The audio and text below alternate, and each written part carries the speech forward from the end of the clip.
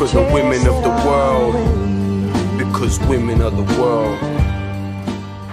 My name is Joe Cain. I live here in Austin, Texas. Last year, we found out that there was a huge anti-abortion bill going on in the Texas Senate. There was a filibuster that was being run by Wendy Davis. She talked for 11 hours and got basically kicked off the Senate floor. I was at home watching all of this on the internet. Before they cut the signal, you could actually see them trying to rush this legislation through. They're trying to rush the vote through. I woke up my daughter. I said, "This is totally historical. You've got to see this." And so we went in and we watched the entire process from there unfold. It was at that point we realized that what was happening was this legislation was going to get ramrodded through no matter what. So as soon as that happened, we realized we had to go down there and fight for women's and human rights. So when we went down to the Texas Capitol and were basically protesting this bill, my family and I had been there for days and days and days, probably over a period of about a week. So on the last day, I asked my daughter if she would like to make a sign, and so she had made a few signs, and the last one that she had decided to make was one that sounded a little controversial. She asked me if she could do it.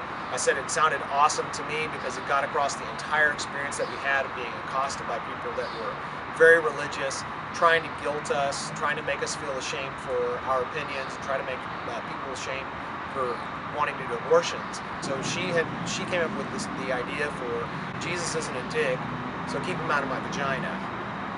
And I thought that was a great way to kind of symbolize that religion didn't have to be bad. It wasn't necessarily to think about being bad. It should stay out of the laws, so it would keep people out of my reproductive rights.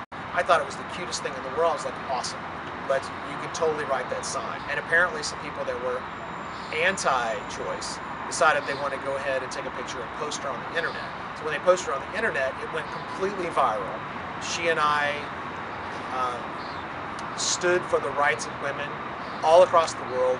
We went on BBC television, we went on BBC radio, standing up for women's rights and for getting the word out about what's happening in Texas and what's happening in the United States, because it is not well known in the rest of the world, as well as in the United States, what's happening to women's freedom here. Some of the things that were said about my daughter, the very first thing that happened actually was that she was a lesbian, that she was ugly, and that she should shave all of her hair off because she was not a woman.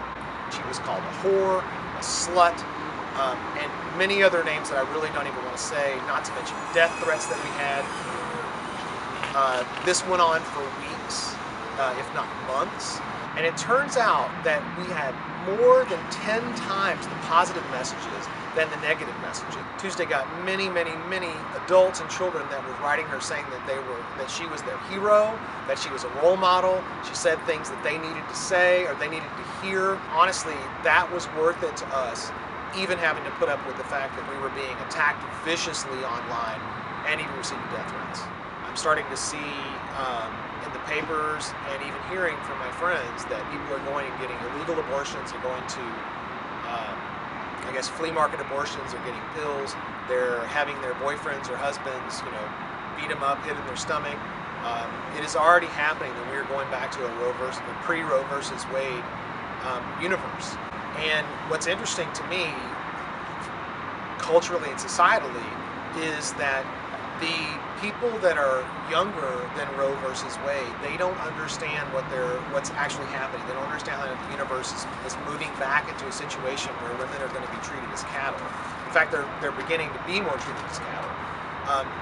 Throughout this experience, many of my friends and my wife's friends are coming to us and telling us stories about how they had abortions.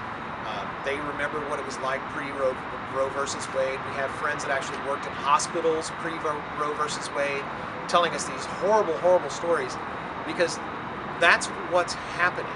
We have to get the word out so that people understand what it is that they're losing, and so that women understand what they're losing. This is going to affect us for years, decades, generations if somebody's not making a change. Pre-Roe versus Wade, women were stuck at home, barefoot and pregnant, however you want to look at it. After Roe versus Wade, women have been able to enter the workplace. They've been able to make choices about the size of their family. If we go back to a situation where every woman has to bear every child just because they got pregnant, we are going to be losing half of our workforce, half of the minds that could be solving the problems that are actually affecting our world right now, half of humanity out of the picture, the framework, the fabric of what it is that we're trying to build. What are we doing? So why do I support the Abortion Rights Freedom Month? I think it's simple. I am here and doing everything I can to keep the world free for women. Abortion on demand without apology. You're judged as a man by everything you amount to and the respect that you show the women around you. So think about this stuff when you diss her. That's somebody's daughter, somebody's mother and somebody's sister. I said think about this stuff when you diss her. That's somebody's daughter, somebody's mother and somebody's sister.